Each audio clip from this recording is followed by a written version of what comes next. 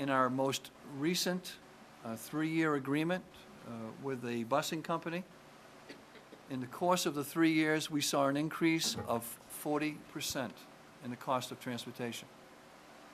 And for 12 years, this district has not had a competitive bidding process for its bus contract.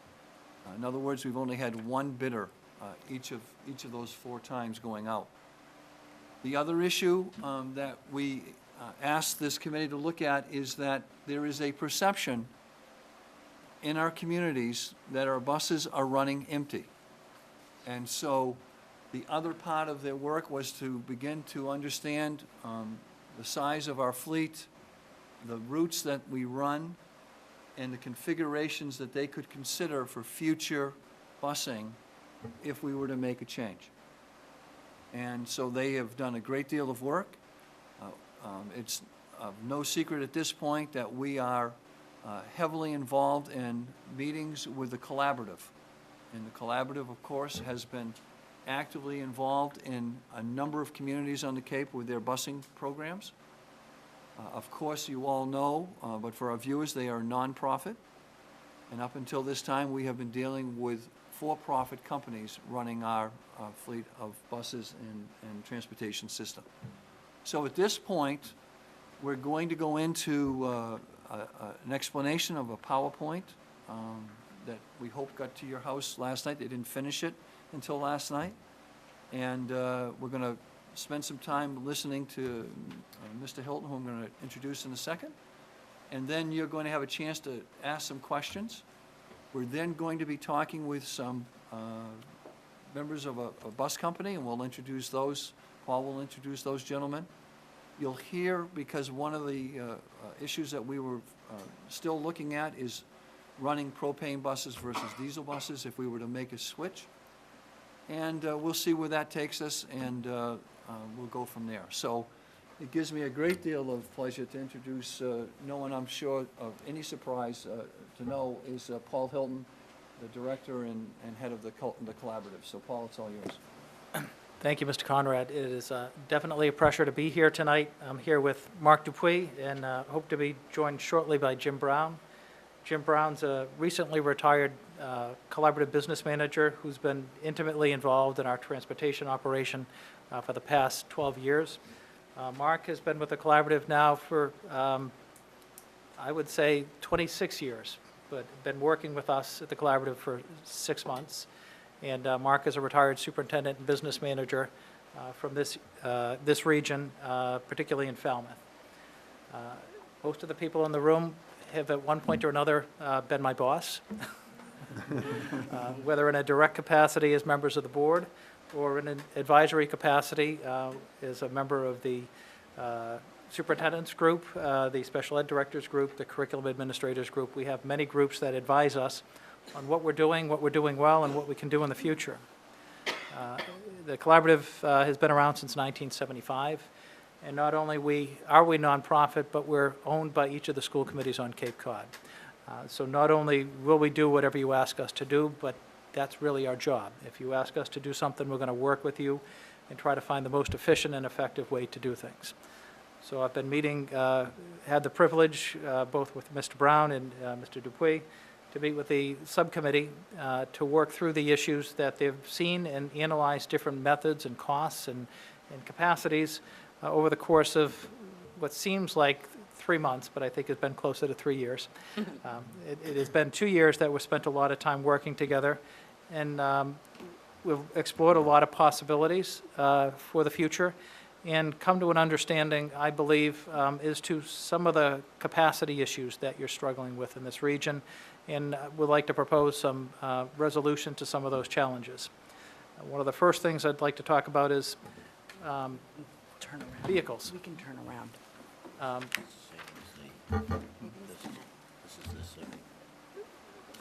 In the end, transportation comes down to getting kids to school. Whether you're taking a small bus, a big bus, or a propane bus, the cost of your bus is going to be anywhere from $10,000 to $13,000 per year.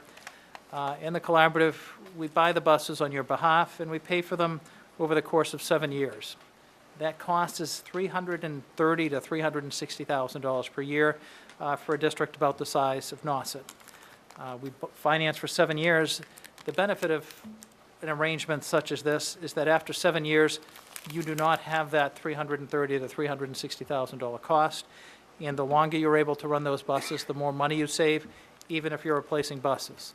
I wanted to put that slide out early because that is really the foundation of what you're looking at as you begin to look at running your own transportation or working with a collaborative to operate transportation.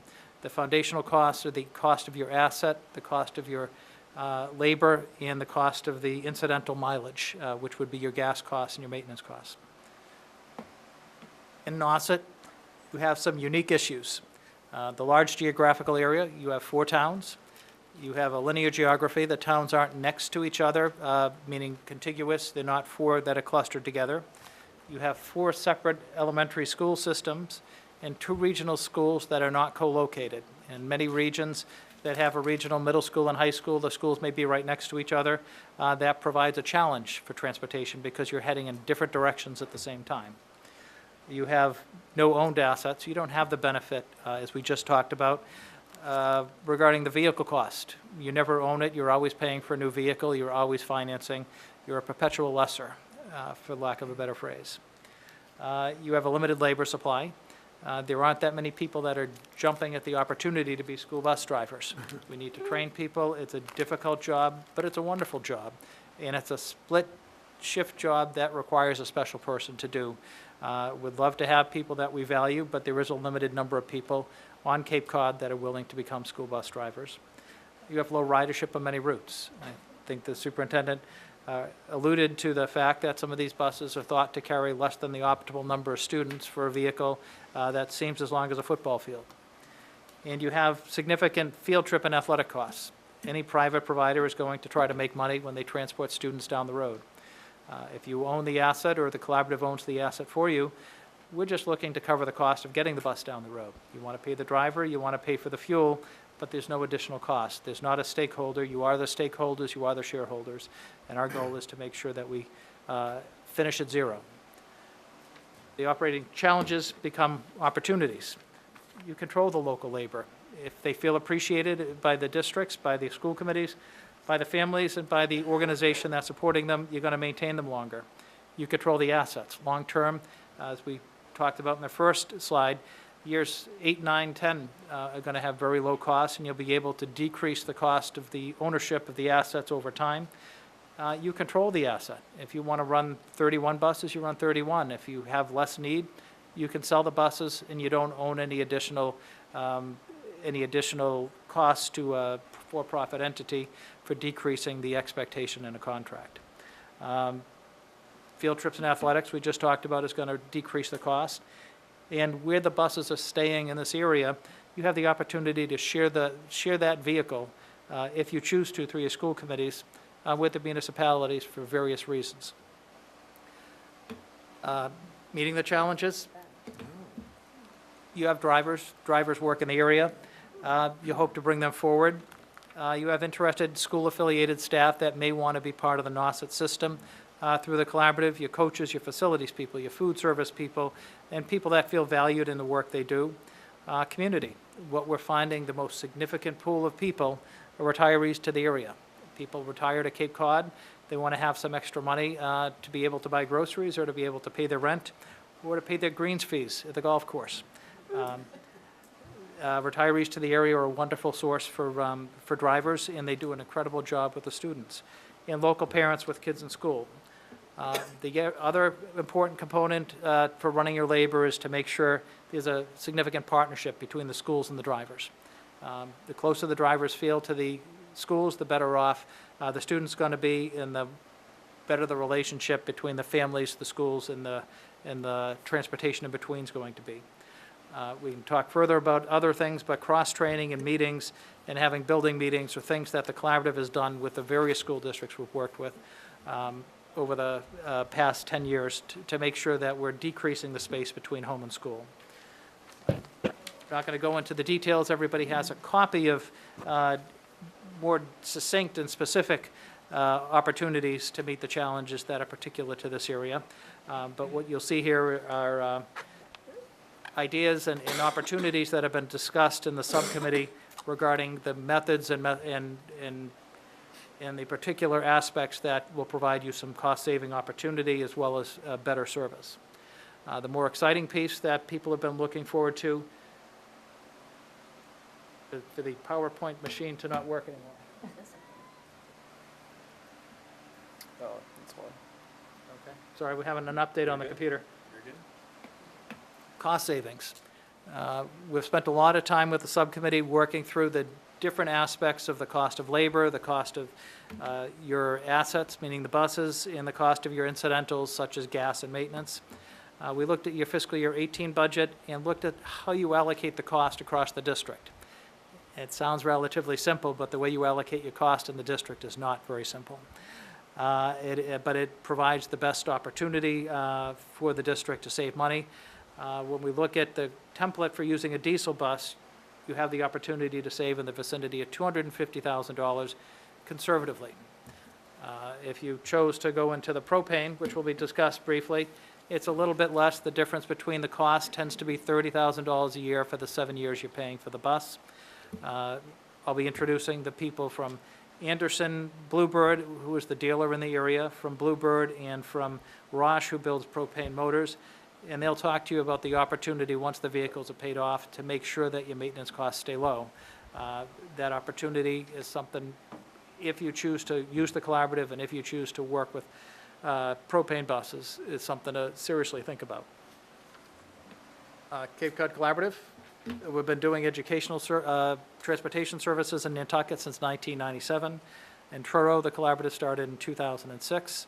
In terms of gaining cost efficiencies, every Nantucket bus spends time in Truro after its useful life on the island, which provides Truro an incredible cost benefit, which allows those Truro middle school and high school students to come to Nauset through a tuition sharing agreement. So in the end, everything affects everything else in Cape Cod. We've been working in Mashpee since 2009, and we started in Bourne just this past September. We've also done a significant amount of consultation with districts through an outside consultant and ourselves, and many of these districts experienced hundreds of thousands of dollars of savings just by changing the contract structure they had with private providers. I did not include Nauset on this. In 2015, we served as one of the outside competitive bids, even though we were just there to help price things, but appeared at the table at every one of their workshops and every one of the detailed discussions to make sure that first student came to the table knowing that somebody else could provide the service. And specialized transportation, many of you are familiar with the collaborative programming for special needs students. We've also provided specialized transportation services for a number of districts since 1986, and particularly in districts since many of the same years, including Nauset since 2009, where we've provided an opportunity for more control of the service and as well as cost savings in that service for your in-district and out-of-district transportation needs. And there's nothing cheap about transportation. So it may be efficient and effective, but it's certainly not, it's not the cheapest contracts that you're ever going to get into. And next steps, I can hold off on this, Judy, if you'd like me to, but Yep. that's for you. Yes, that would be great. That's for you, not for me. Thank you, But thank you for the opportunity. If there are any questions, we're going to hold those to the We're end. going to hold the questions until the 3 presentations are over. All right, so next I'd like to introduce Jim Anderson, who's with Anderson Motors, who is the local Bluebird bus dealer for this region. Jim is likely to introduce the rest of the crew that's coming here to present regarding opportunities for the buses, what's happening with buses, what opportunities there are for more stable and secure and efficient buses for the future. So Jim? Well, thank you. Mark, thank you. I'd like to have my team come up with us, if we could, please. We're here together as a group. Myself personally, owner principal of Anderson Bluebird Bus Sales of New England, Rhode Island-based company. 50-year company in the transportation industry throughout New England. I'm a second-generation owner myself. Family business. With me today is Jason Raposa, which I think a few of you might know Jason already, our business development manager. He's been with us for quite some time now, probably close to 15 years in some facet or another. So he's a loyal employee that we have working on the bus side of our business. To the right of myself is David Fink. He's our regional sales rep, Bluebird Corporation. Has been in the bus business for over 20 years himself in the transportation industry. We're thankful to have David with us. And to my far right is Derek Whaley, who is a representation from Roush Clean Tech, which is the propane provider that we will be discussing with you today, and he'll give you his background within his company.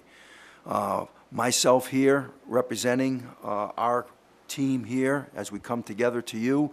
We're most thankful to be here. I can't thank Paul enough and the Collaborative. We've been a vendor of theirs now for quite a few years, building a business relationship and trying to facilitate and service. My mission here today with our group is to formally and casually keep an open communication to you, and we try to stimulate the best we can to that first slide that Paul had showed up with your asset ownership and how we can complement that and save costs and work together with you over the course of your ownership with the equipment. Okay, and with that, I'd like to have David, if he wanted to maybe make a couple opening comments from Bluebird's perspective, please do. Hi. I wanted to thank Jim Anderson Motors, for bringing us in, along with Cape Cod Collaborative, and also Nauset for giving us the opportunity to talk tonight. Along with Derek from Roush, we'll put together a presentation so that you can understand the benefits of the buses that we're building here for the future. Trying to produce products that are more green and sustainable for all areas, not just the Cape Cod area, but all over the country. So with that, Derek? Absolutely. Good evening, everybody. My name is Derek Whaley. I am the least intelligent person out of everyone here, also the youngest, too. That might have something to do with it.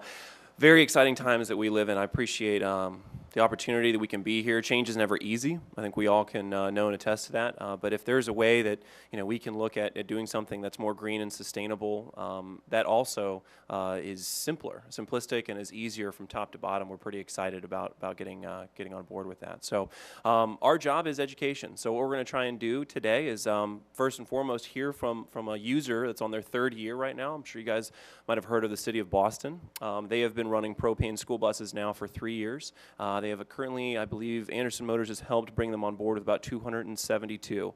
So when you, I don't like changing toothpaste. So getting to a school district or a school transportation fleet and saying, hey, we're gonna change your fuel that you've been comfortable with for 20 years, and we're gonna change this, this, and this. We want to make sure we educate and have everybody know what we know. So first and foremost, I'm gonna play this quick video. It's about 2 minutes long and 2.5 minutes long, and then we'll go into a brief presentation, and then we'll hold the questions for the end.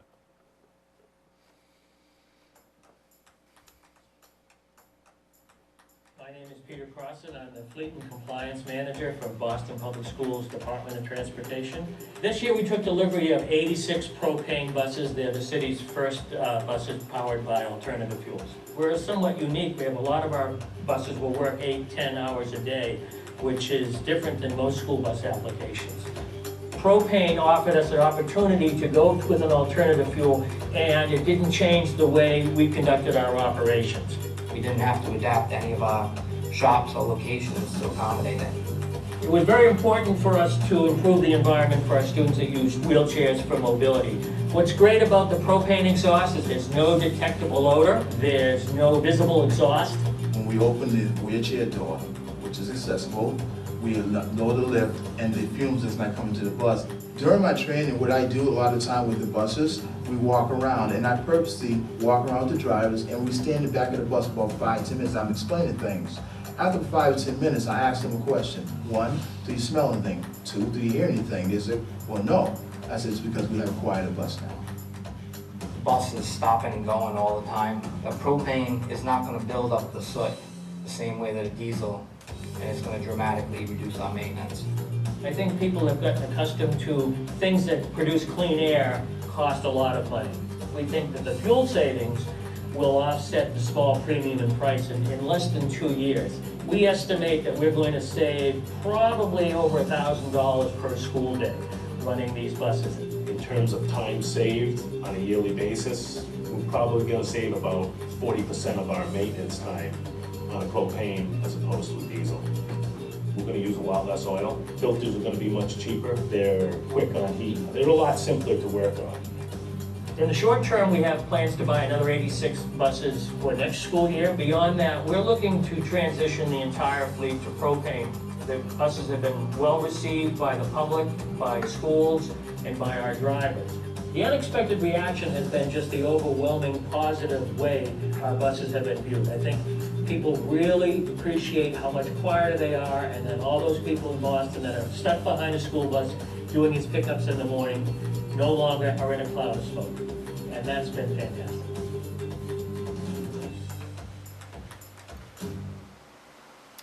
All right.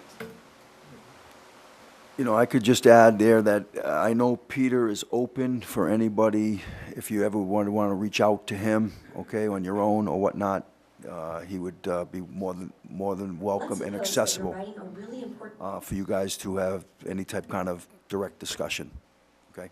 Very good. Thank you, Jim. I'm not good with sitting, so if you guys don't mind, I'm going to carry this around for a second. Oh, goodness.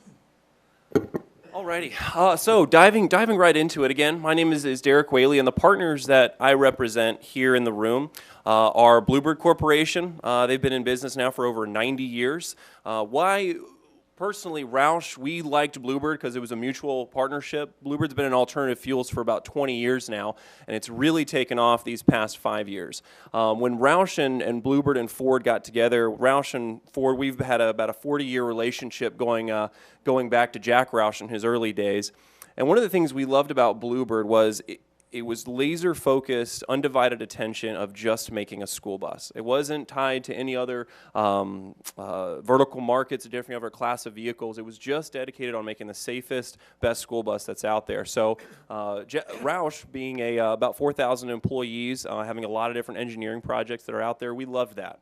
We had some undivided attention. And Ford Motor Company, I'm sure some of you have heard of Henry Ford. They have been in alt fuels longer than any of the others, and vastly growing as the adoption is getting pretty exciting. So first and foremost, let's talk about what's out there. Some of the biggest questions that we have is it proven? Are propane buses available currently? And yes, just of the Ford and the Roush, so just the past 4.5 years, we've helped put over 12,000 school buses on the road in over 750 school districts. We have about 600 million miles that are currently have been driven. We have experience on, and we're already on our 4th generation of propane technology now. So right now, if you guys are wondering if Massachusetts is alone or if Cape Cod's alone in looking at this, you're not. It started very small, a couple hundred units a year our first year, and now we're looking at about 2,500 per year. And David, I know you don't have a microphone. I think there's one over there. What's the current percentage of propane build at Bluebird? Yeah, so currently the propane is about 30% of our build each year. Within the next year or so, we're projecting it'll be upwards of 50%. Mm-hmm. Exactly, for some of the reasons that you heard by Peter. So all of these states, if you can see right here, the Northeast is growing exponentially. One, because I feel like both on the West Coast, California, Oregon, and then New York and Massachusetts, Vermont, really are pioneers in leading the way. And okay, let's get on board with clean technology. If there's a better, cleaner, simpler way to do something, let's explore it and see if it's viable. Derek, I Yes, could sir. add, within Massachusetts, we also have, the town of Plymouth is operating, getting ahead of you. Yeah. Thank No, you. that's okay. Absolutely. So currently right now we have Boston Public Schools that's running 272, about 3 years. South Shore Regional Vocational has 7, and they've been running for about 3 years as well. Plymouth Schools And Linfield also, Jason brought them on board with gasoline. So right now, Bluebird has more options that are available, whether it be propane, whether it be diesel, whether it be gasoline, or whether it be CNG. So we provide what we like to call a consultative effort and approach to each individual district and say, hey, what best fits you and your goals? So like I said, currently with the benefits of Ford Motor Company, we offer propane, gas, and CNG with this one engine, one partnership, Ford, Roush, and Bluebird. Without a doubt, propane is the leader. Mainly because of the total cost of ownership, the savings. So every time usually a district looks at it, they're like, okay, from our goals, let's say it's a bottom line, or if it's a green initiative, sustainability, propane hands down meets all of those. But we do offer gasoline and CNG as well, depending on the venue. At Roush, this is about 70% of our business is a school bus transportation. But we also, I believe we've, with Boston, once the school department got on board with propane and they started seeing all the benefits, the Department of Public Works also jumped on. It was a great way for the community, the departments within the same city could share best practices and reach their sustainable green goals. So really helps and broadens, whether it's landscaping or commercial vehicle applications or school buses. Everyone was able to take advantage of going green and also simplifying their duty cycles. So where does propane fit?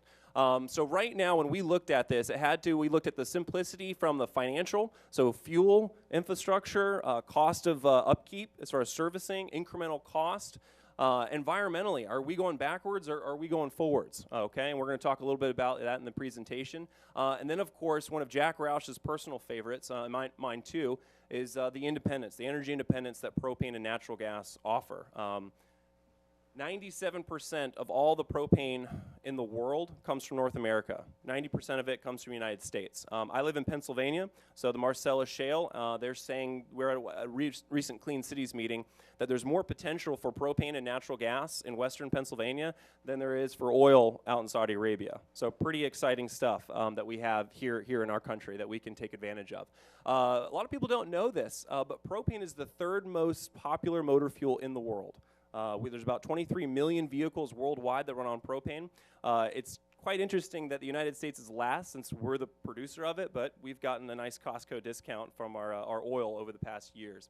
Environmentally friendly, we're going to get into that a little bit later, but huge reductions in NOx and hydrocarbon emissions, and of course, you completely get rid of particulate matter as well.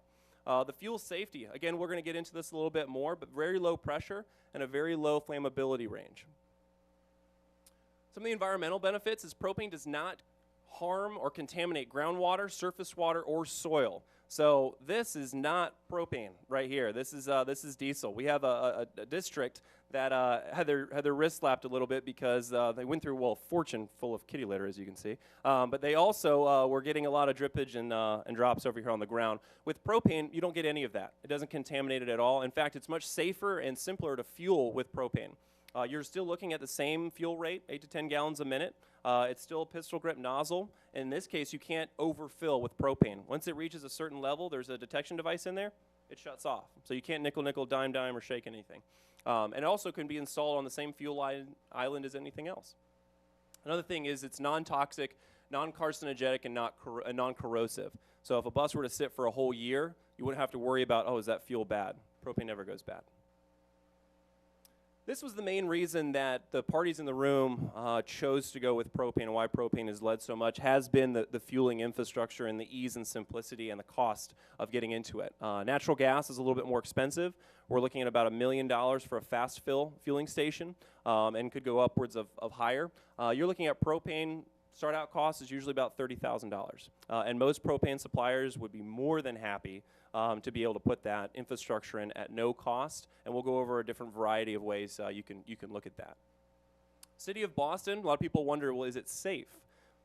They're setting propane tanks all across restaurants, residentials, commercial applications, and now school districts as well. City of Boston, they put this in here for their Department of Public Works, and this is right downtown off their frontage road.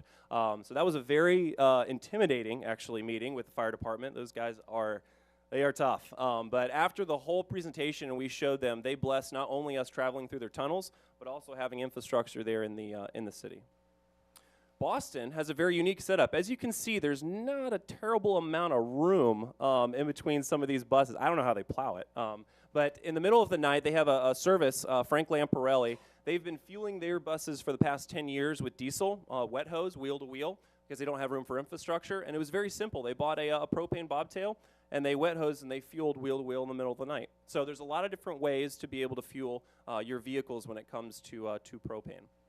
There's some different configurations. Long Island as well. They put a 6,000 gallon tank, and their fuel island here is propane, and their diesel and their gasoline is right back here. It all ties into their data management system, so they can all track it the same way.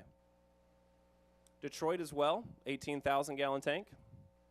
And then outside of Philly, and then even in the rural parts of Iowa, it's very scalable. So as the fleet grows, so can the infrastructure at no cost, because these propane suppliers, I promise you, would be more than happy to add to accommodate the more fuel. In some cases, we've even had portable refueling stations that can be brought on site. So this actually powers itself. It has a propane generator, so it doesn't even need to be plugged in or any type of electrical. It's towed out with the truck. These yellow crash protection pop out, and it meets the National Fire Protection Agency's code. So this is also a very flexible way of doing it too. So getting into kind of the meat and potatoes of why we're here. So we're very, very excited to have the only school bus that can meet every configuration when it comes to a Type C bus or a conventional bus. We have 3 different tank options. Just to give you guys an example, this Boston has about a 180, 200 mile range. This one has about a 300 mile range, and this one has about a 400 mile range. So being here, looking geographically at Cape Cod, 300 miles would be approximately what you guys would be using as far as the configuration of your bus. One of the things right here that we really like to highlight, and I'll get into here in the next slide, is low NOx. So has anyone heard of Volkswagen? Has anyone heard of a little slap of the wrist they recently got? So it was actually a university that caught them, and they were using a device to cheat, I think, 40 times the legal limit when it was coming to nitrous oxides. And in case you guys don't know what the nitrogen oxide is, it's the nasty stuff. Heart, lung, asthmatic, prone, and then also we're looking at smog, pollutions. It's the number one killer right there. For any of you guys that have ever been to China, land in Beijing, it's not a cloud you're flying through. That's pollution right there. And we're very, very blessed in this country not to have that, and we make very conscious efforts to make sure we don't. So the current legal limit right now for the standard is 0.2, and we meet 0.05. So of the current diesel today, we're 75% cleaner, and that's with no additives. That's with the same emission system that you have on your car. That's on these buses, and we're going to get into a little bit about what currently needs to be on a diesel bus in order to make those emissions. But as you can see, we've come quite a long way in the past 20 years. So what has changed? I'll go through these slides relatively quickly, but propane school buses, propane vehicles have been around for about 100 years. What's drastically changed in the past few years has been technology. From the 80s to today on cell phones, right? 15-minute charge and a bag phone that was very heavy, as opposed to almost borderline artificial intelligence, Siri talking and telling you where you're going to go. So with regards to fueling, we work very closely with Ford Motor Company, and we have a liquid fueling system now. So in the case of fuel pumps inside our current technology, as opposed to vapor, whether it's 130 degrees outside or negative 50 in Denali National Park, these buses start without any additives, without any Wabastos or plug-ins or heaters. As far as the vision goes, this is our bus. It's a thermal imagery of it, but we like to just show the simplicity of it. Not too much going on, and that's the way we designed it and engineered it, because we're taking kids to and from school. We want to make sure it's safe, robust, but the current after treatment that's being asked of diesels is just a little complex now, and we wanted to be able to offer a more simplistic solution. Fuel tanks are right in between the frame rails, as they are on diesel and gasoline. Stainless steel fuel lines as opposed to rubber. And then we have our fuel injectors the same way you would have gasoline along with the fuel rail. So noise has been a great benefit. So as you heard in the video, safety, right? You can hear the children, you can hear your surroundings a lot better. In some of our demo drives, it gets a little comical because they'll come to a stoplight and they'll immediately look down to see if they've stalled because they can't hear the engine. So very similar to your car. The drivers enjoy them, the kids enjoy them, and even certain studies have shown the kids are actually a little bit calmer. No promises on that, no guarantees, but we've heard some districts say that. Cold weather starting. So it does go down to -50. That's the record. I hope it never gets that cold here. I don't think it ever will. But -24 might be a closer bet. Brandon, Manitoba, they did an independent test, and within no additions whatsoever, within 10 minutes they had 68 degrees, Fahrenheit, and then after 20 minutes they actually had to turn the heat down. So for special needs bus, there's certain schools have certain mandates to be able to keep temperatures a certain way, especially if they have a wheelchair lift door opening and closing, and this has been a huge benefit for that. Where the tanks are operated, so I know I showed you a thermal, but I just want to give you a nice close-up. We have 16 mounting points here, and there's not a cage around it because Bluebird went a step further and decided, okay, if there ever is a way a vehicle can penetrate this tank of an outer shell, we have these angled barriers pointed down energy away from the tank. What's great about the tank is this tank right here is not the same tank that's on your barbecue grill. Okay, this is a propane auto gas tank, pretty thick ductile steel. It's bulletproof. I promised Jason I wouldn't show the video. But these are being used in certain law enforcement vehicles across the country too, because they like to meet sustainable goals and also save costs. And a lot of the sheriffs actually just want to use an American fuel too. But these are tested. We test these 4 times their working pressure. So the maximum compressor that this tank can have is 312 psi, which is about 160 degrees. We tested to about 1,200 psi without any failure before we put it on a bus. We love having people up at Roush. Ford is 30 minutes away where the engine is built. We give tours every week of districts, fleets that are interested in looking how this is done and the steps and quality and processes taking place. Crash testing. So 4,000 pounds at 40 miles an hour. You smash it. This is considered the weaker part of the bus, or the weakest part of the bus as far as the steel cage around it. The clock starts. There can be no loss in pressure and no leakage whatsoever with the Canadian Motor Vehicle Safety Standard, which is what we adhere to. Not sure why, but the federal allows leakage and a little bit of pressure loss. So we want to make sure we adhere to the stringent ones. So we've been passing Canadian Motor Vehicle Safety Standards since we got into this. So, Ford Motor Company, they have this engine. We like to just show the proven durability. There's about almost 2 million of these engines on the road. It's currently being prepped at the factory where these are built to be able to run on propane or compressed natural gas. Ford's gotten pretty good at gasoline, right? We've seen that a car or two on those. But we want to make sure that if this is being done, it's being done at the conception and the birth of the engine. We're about 3% almost of Ford's entire annual build, and they do about 690 engines of these a day. So I say all that to show that this is not an engine that we built specifically for a school bus. This is a high-volume OEM engine that is being built, and we get to take advantage of a lot of the data management, tracking, integrity, and quality of this engine. And keep in mind, these are the same engines that go in airport shuttle, paratransit, stop-start. A lot of these airport shuttles, they never shut off.